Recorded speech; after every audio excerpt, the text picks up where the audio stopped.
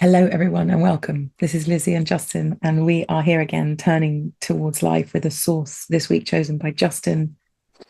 As always, it's a pure delight to be together, Justin, and to wander into this together and to feel the growing mystery of who listens to us and who decides that they want to be with us. And when we make contact with people who listen, every time it kind of makes my heart jump and I think, oh, there's a presence of us in the world that I didn't know about. And it seems to be endlessly, I don't know what the word is, like satisfying to me to know that we're being listened to and held in the world as this conversation, this very particular conversation. And I'm really, really, really, really grateful for that because I don't think it should be taken for granted that we're doing this or that it gets received or it matters to people. I feel really like it's a very, very precious thing. And so I want to tell everybody in this episode how grateful I am that they're here. And also, Justin, you that you're here and that I'm here and we get to do this. And to everyone who enables this to happen for us as well. Feeling a rush of gratitude for that. And thank you for always choosing these wonderful sources, Justin, that I would never have chosen, kind of thing. Although I have read this incredible book, Undefended Love, that you've brought this source from. It's not one of my talents to pick out passages from huge big books, and it's one of yours. So I'm really grateful for that, and that we get to talk about this together today. Lizzie. Well, hello to you and welcome to everyone. I always feel such a thrill as we begin this, launching into another who knows what conversation, but also feeling this great circles upon circles of people around us. So thank you, everyone, for being circles upon circles of people around us, and for keeping on listening, or for listening occasionally, for joining us, for staying with us, for going away and coming back, all the things that we know people do, and for bringing new people to this as well. So you're very, very welcome to tell other people about this. A couple of ways you can do it: point them towards the podcast, towards the Turning Towards Life website. Leave us a review. We haven't had a review on Apple Podcasts for over a year, and it's so fantastic when people do that. So if you're listening that way and you want to quickly leave us a review, that would be wonderful. That really helps people find out about this. But mostly, as I always say, Lizzie, to you, the most important thing is actually that this reaches whoever of us and whoever of you are listening, even if nobody else came. There's something very important here to do together, so I'm very glad to do. And this source is from a book by Jet Saris and Marlena Lyons, which is called Undefended Love, which, as you say rightly, Lizzie, is a really marvelous book. And it's one of those books that I think it's ostensibly about relationships, which of course means all of us always, because we're always in relationship with other people. But as we'll see from reading this, it's also about all of us always, whatever and whoever we're in the midst of. So you can always find the source on Turning Towards Life in our Facebook group, which is a great place to come. Search us out, Turning Towards Life on Facebook. You're very welcome to come and join us there. And in all the notes that go with the podcasts. And we're calling this one Holding Our Personality Lightly. Early in life, we all experience emotional states we cannot tolerate. Being left alone, interaction with an anxious or depressed parent, etc. And in response, we begin to build shields of protective armor around our essence. These defense structures constitute our personality. Doing their job well, they continue to guard our vulnerability, but they also prevent the intimate contact we long for. What we routinely identify as ourselves is actually this personality, a construct, an idea, or self-image that hides the part of us that is vulnerable and capable of unmediated connection. This mask plays a crucial role in our lives. It is likely that we could not have survived without it, but we are so much more than this learned self-concept. Knowing ourselves solely as our personality limits us severely. When we delve into the truth of our personality, we begin to see how our daily struggles in relationship result from our inclination to defend this assumed identity. Before we can have direct, unmediated contact with ourselves or with a significant other, we must take the necessary step of unmasking our personality. In this process, we do not give up the personality entirely, but rather learn to wear it more lightly. Thank you, Justin. Holding our personality lightly. Early in life, we all experience emotional states we cannot tolerate. Being left alone, interaction with an anxious or depressed parent, etc. And in response, we begin to build shields of protective armor around our essence. These defense structures constitute our personality. Doing their job well, they continue to guard our vulnerability, but they also prevent the intimate contact we long for. What we routinely identify as ourselves is actually this personality, a construct, an idea or self-image that hides the part of us that is vulnerable and capable of unmediated connection. This mask plays a crucial role in our lives. It is likely that we could not have survived without it, but we are so much more than this learned self-concept. Knowing ourselves solely as our personality limits us severely. When we delve into the truth of our personality, we begin to see how our daily struggles in relationship result from our inclination to defend this assumed identity. Before we can have direct, unmediated contact with ourselves or with a significant other, we must take the necessary step of unmasking our personality. In this process, we do not give up the personality entirely, but rather learn to wear it more lightly. Lizzie. I was thinking, as you were reading the last part, what it might even mean to unmask our personality or to hold it lightly. And it was starting to occur to me that one of the real challenges and opportunities with this way that Jet and Marlena are writing is that what they're saying is that there's something about us that we wear that we really easily take to be ourselves, like this is me. And then there's something deeper that is much more truly us, like a sort of a truer self and a presented self, or a protective self and an essential self. And I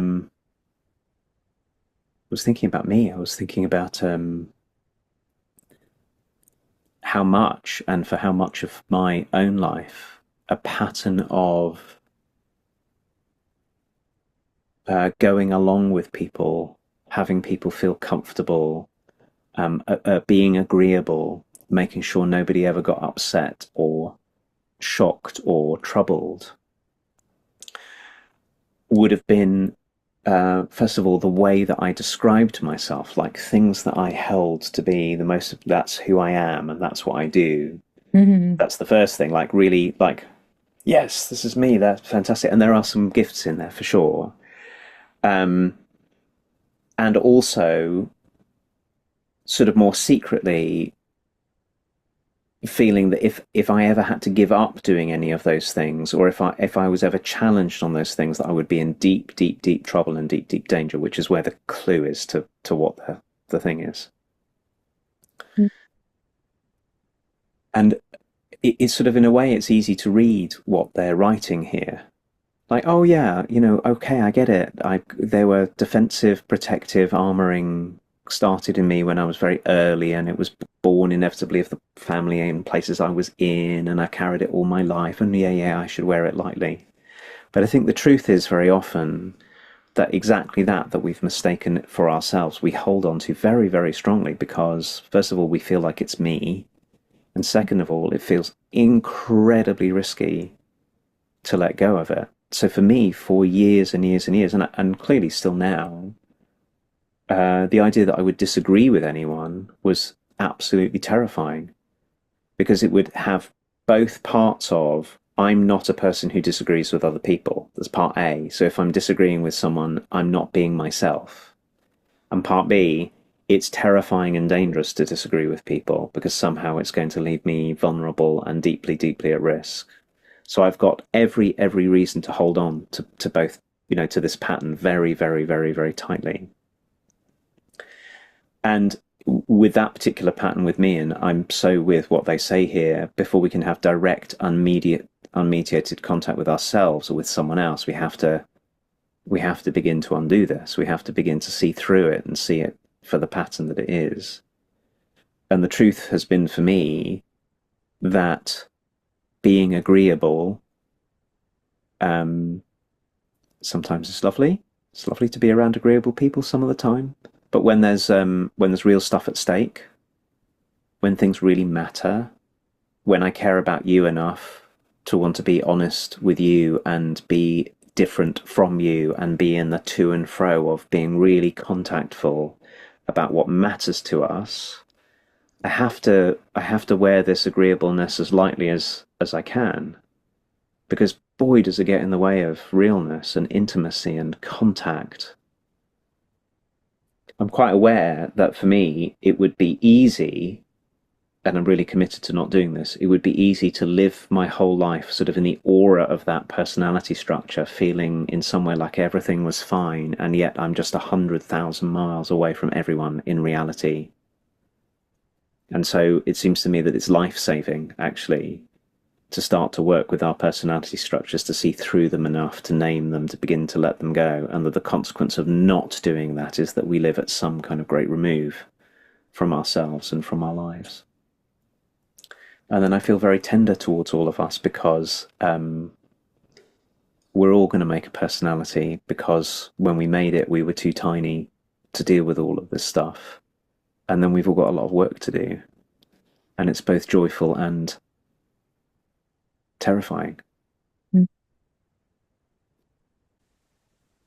Yeah, as you're talking, Justin,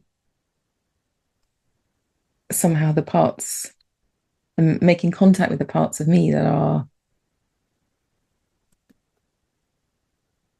I guess, these shards of my personality, and how remembering and feeling presently how wearing them lightly sometimes feels so frightening. I can feel that in me, to not be the person that has had this attribute as a mechanism for protection, to feel how hard that is to put that to the side,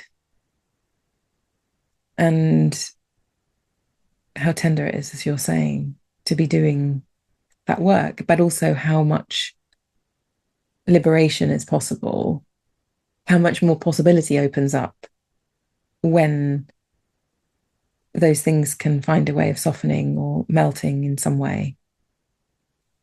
And I also know that in the times when these meltings have happened, it's not like a little event has gone on and I've gone, oh, look, there we go. My personality is just slightly dissolved.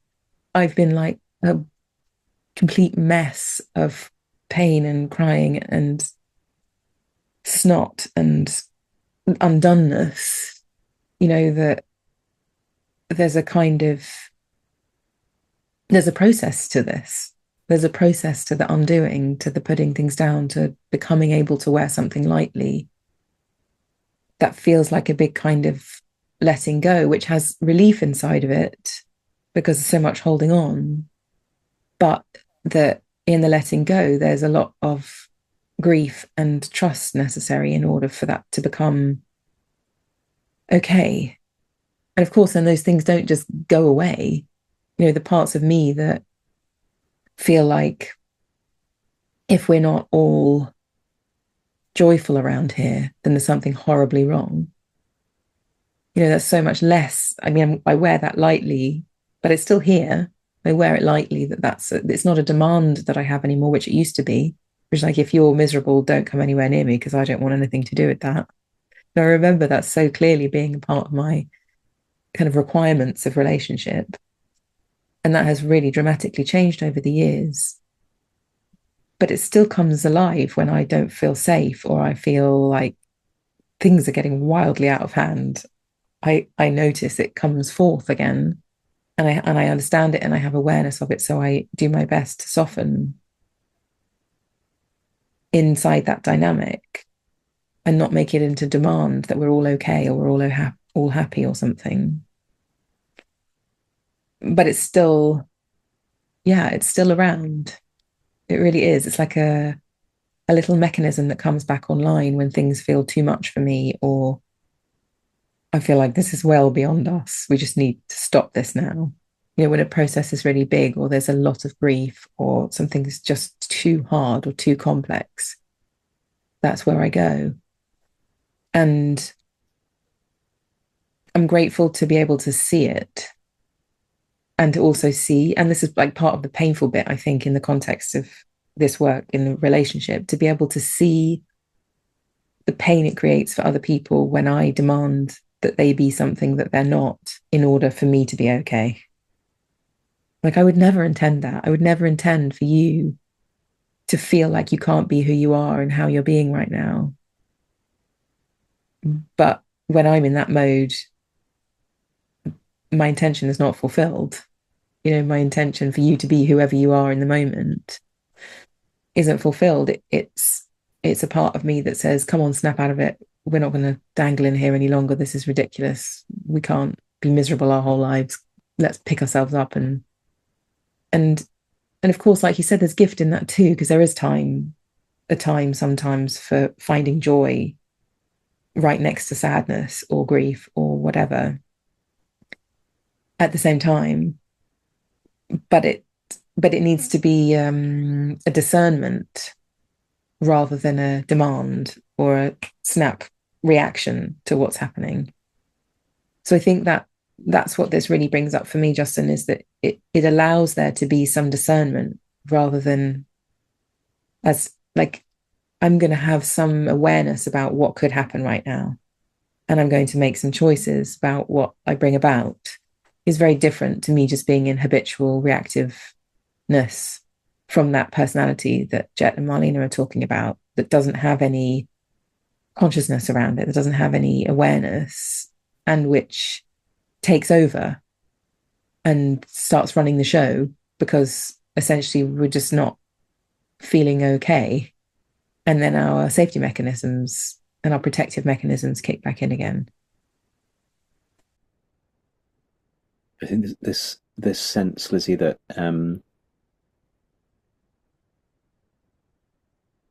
our the protective mechanisms of our personality structures were built when we were very little and too little to have the resourcefulness to do anything different to what we did is really helpful to see that there would have been good reasons for you why tilting towards joy was important, and there were good reasons for me why tilting towards having people feel safe, harmony, okayness, people being okay, was important, and that there's a real adaptive wisdom in the growth of our personality structures. And I think they say this in here, that we really couldn't have survived without doing that. When we're very, very little and very, very vulnerable, isn't it excellent that we humans are adaptive enough that we can mold ourselves to the circumstances so we can take care of ourselves as best we can in the middle of that. And then the trouble is when we forget that that's a pattern and not actually me, that there's something much, much bigger and deeper and wider and with way more capacity than those reactive structures have. I think, is the forgetfulness that we get into. And so then when our personality structures are under threat, we feel under threat. And I was thinking, whilst you were talking about all the times, things that I've really had to learn to do to be married to someone is to start to see, and it took me well into my 20s to see this. Oh, when I'm feeling under attack, criticized, and I shut down, because shutting down, it's better to shut down to maintain harmony than it is to come back and say, here's how I disagree and here's how I really feel about it, which was my pattern.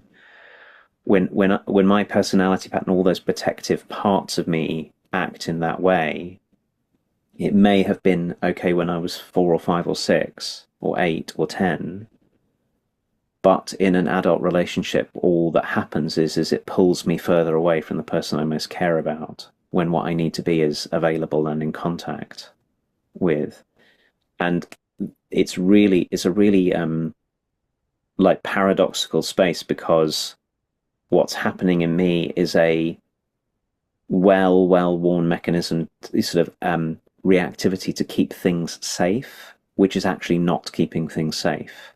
Mm. So then, in order to work with it, I actually have to go towards what feels risky and dangerous and unknown and uncomfortable. So for me, it's been, oh, I really need to own my part in things. I need to say how I feel. I need to not run when I'm feeling criticized. I need to stay right here. And in order to do that, I have to find in me this essential self, which is much, much more courageous and much more loving and much more willing to stay than any of my protective personality structures are. So I can't just peel back my personality without also finding a really, really, really deep kind of goodness and capacity in me. Because if I was just my personality, I'd be getting smashed to smithereens. Um, but I'm not actually being smashed to smithereens because the person I'm married to disagrees with me or is annoyed that I did or didn't do something. I'm not. It Mm. feels that way, but that's Yeah. because that's how the frightened protector parts of me that started protecting me when I was very little feel. Yeah. Um, but one of the real gifts here is that sometimes the route to finding our own capacity is to start to see that what we've built in our personality structures is actually a version of a really, really deep kind of essential gift that we have. Mm.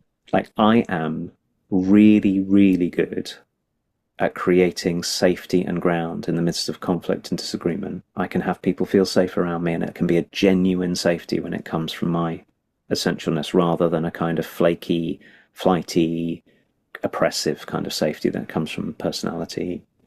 And you, I know, are someone around whom it's possible to feel really, really deep kinds of hope right in the middle of proper difficulty, which is the deeper version of feeling, joyful and happy in the midst of something that might otherwise have grief in. And I'm saying all of this because it's so helpful for us to know that the very thing that gets us in trouble is just an echo of Mm. a much, much deeper thing that can be proper rescue for us. And it's such a useful path to go down, is to identify the connection between the two. Mm. And now I'm much more able to go, I can call on my own. I'm about this week to have what I think is going to be a really, really difficult conversation with someone that's planned and in the diary. And I would have run from it in the past and felt terrified. And now I know that there's something in me that is really, really, really deeply safe in that situation. And isn't that, it seems to me it's extraordinary that they're just sort of Mm. mirrors of one another in a way. So struck, Justin, by firstly our essentialness always being mirrored in our personality. Like they're not separate really. So you can always find your essence inside all of your distortions. Like that's just always true. And also this thing you said about, I think this is just a different way of saying what you said, which is that the thing that made me safe when I was little is a thing that makes me completely unsafe in the relationship that I'm currently in now, if I just employ that.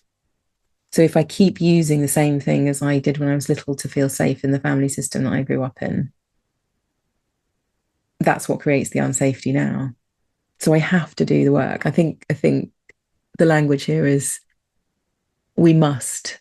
This is something we must take the necessary step of unmasking our personality. I'm feeling the mustness, the requirement to identify the parts of me that are fearful, protective, young, and be in relationship with them in a healthy way, because only then can I create safety for myself and others around me in this context of my life as an adult now.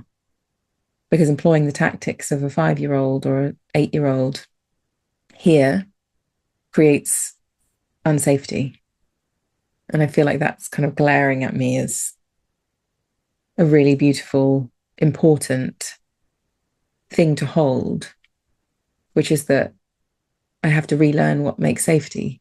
I have to relearn that my vulnerability and my openness and my contact with my essential self is what's going to make safety, not the things that I learned when I was little create safety. And this also has to inform me doing my work on the inside of me and feeling into my personality and what my defensiveness is and what the ways I try and control everything. And if I'm onto all of that and I'm working with it, the my children don't have to create the same things as I did. Maybe they'll create different things, hopefully less need for creating all of those things in some way. And my work feels really important in that way because then I'm not just inflicting my same old fearful childhood patterns onto my children, but that I'm in contact more with my essence. And that's a safer, much safer place. My vulnerability is a safer place than my reactivity for them. For me to feel essential and good around my children is a very different way of living than feeling defensive and controlling and protective and crunched up around them so that they don't have to create coping mechanisms around me, but they can be their unmasked self as much as they possibly can, given that I'm imperfect and also can never not be messed up at the same time. But there is work to be done and there are possibilities. What you're saying also reminds me that one way into this kind of inquiry, one way into this unmasking, is to notice that our essential selves are really adult. In fact, they're beyond adult in a way. When we're in contact with that in us, there's a sense of the sort of timelessness and the courage and depth and spaciousness and care and love and patience. There's a whole load of qualities that come when we start to get in contact with our essentialness. And our personality patterns, when they're in reactive mode, feel more childlike. And it's one way to start to discern what's going on in us, because sometimes it can be really hard to, like, how do I even begin to tease out what's what in myself? Well, one way is, what age does this something that is coming from me, how old does that something seem? I don't mean old like it's been with me 100 years. I mean old like, oh, this feels like 6-year-old Justin, or this feels like 8-year-old Justin, or this feels like 2-year-old Justin. And actually, in me, it's not so hard. It's not so hard to tell. If I bring my attention that way, I can feel, oh, this is something in me that really has been here and is sort of unchanged over a long, long period of time. It doesn't have grown-up intelligence to it. It's got a ton of fear and a ton of need and a ton of, oh, that's really helpful. And for sure, I don't always catch it in the moment, but it does give me a way to begin to distinguish what's what when things are going on, and then also to love the little ones in myself. So the other thing is that I think is really important to say is, I don't think, this is maybe just my view, I don't think that smashing up our personalities as if they were terrible things is ever a good idea. I think lovingly cherishing them, taking care of them, and supporting them so that they can lighten up and soften, use this word soften, is a much better way. Let me hold my personality, all of that protectiveness, softly and lightly, and also recognize it's been filled with gifts and really taking care of me over time. If I'm not smashing it up and nobody else needs to smash it up, then it can take up its place in me alongside something much, much deeper. Justin, it's reminding me when I was younger, we've talked about before, there are places to kind of look back in our lives and feel what we were going to get up to already, kind of thing. Like to feel what our enthusiasm were through our play or things that we were interested in when we were little or something. I can remember really sincerely thinking, I'm looking at all of these grown-ups around here and nothing is cool about this. I don't want to be a grown-up because everyone is worried, stressed, ruined in some way, cross, defensive. Like, I couldn't find an adult that I thought, oh, adulthood looks cool. And I feel like this, just in this conversation, I'm seeing that having that thought then was like a little pointer to the thing that I'm most interested in, which is being an adult that is in touch with their essence, being an adult who can play, being an adult who can be joyful, being an adult who can find freedom in themselves, being an adult who can not shut everything down just to make everything okay the whole time, being an adult who can be open to people's views, being an adult who can be accepting of difference, being an adult who isn't trying to corral everybody into one way of doing things the whole time, being an adult who doesn't blame everything on everyone else for whatever they're going through. Like that was such a clear thing as I look back. And now here we are, and I'm seeing the link between that younger me and this one now, that there was something I always knew, something I knew already, which is kind of inside of that question, which is that it is possible to live a life as an adult that isn't completely hampered and twisted by the world that we live in. And then this is our work. This is the thing that's most important to us. I'm really grateful to see that and to know that that's all there. Like you're saying, everything isn't everything else. So inside of that questioning and that probably created some distortion in me to kind of rebel against so much of adulthood and seriousness and all that kind of thing. Inside of that is also the gift of when it came along that I could have these conversations and be a person who is alive and has a sense of humor and can play with my children fully and not try and control everything all the time. That was already important to me when I was a child to be that as an adult. And then here we are in that work of trying to be someone who's not grabbing hold of everything and wringing it to death with my own requirements, but actually being open to life and being wide-eyed and knowing my own innocence and working on all my defenses so that I can be undefended, like these wonderful people are inviting us into in loving people. Fabulous place to end, Izzy. I'm going to take later your list of being an adult who that you just gave us 15 different things and write them down because I think firstly it's so important for all of us, any of us who want to be adults in the world, to be adults who. I also think it's an articulation of what our work is. How come we're doing what we're doing is to support us all in being adults who, all of those things. And then also, I've just learned something from you that will really stay with me as we end this conversation, which is the link that you made between there's a way in which when we're still children, we look at the adult world and we go, I don't think I want to be an adult because this list, which will be different for each of us. So my one would be something like, I don't think I want to be an adult because everyone seems so afraid all the time. Is also the key to our way of being adults that is there because we've learned, just like you just said, being an adult who is able to be right in the thick of things without demanding that it's always joyful and happy, but at the same time really holding joy really close in the midst of the realness of things. And then for me, it's something like being an adult who is able to be safe and create safety in the midst of trauma and grief and disagreement and difficulty and sadness, whatever. There's a key for each of us to see the thing that we were wanting to avoid and knowing that it's probably our gift. Actually, that's where our work is for each of us, is a really lovely language, sort of particular personal way into what might otherwise seem like quite an abstract question. It's ours, intimate and close in for each of us. So that's wonderful. Thank you. Mm.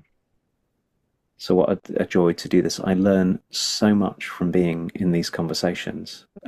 This practice, I know it's helpful to many others, but what's going on for me, because I'm get to do this with you, Lizzie, is that I'm changing each week as we do this. So thank you very much for being in the realness of conversation together and showing up again and again and again. And thank you everyone for being with us. Um, if you head over towards turningtowards.life, where all the videos are, you can get us by email in your inbox if that suits you. You can support us by buying us a coffee, which is always a wonderful, joyful thing for us to receive. Or you can just keep coming and listening and sharing and learning alongside us. We're very glad that you do that. And that's it. Bye bye, everyone.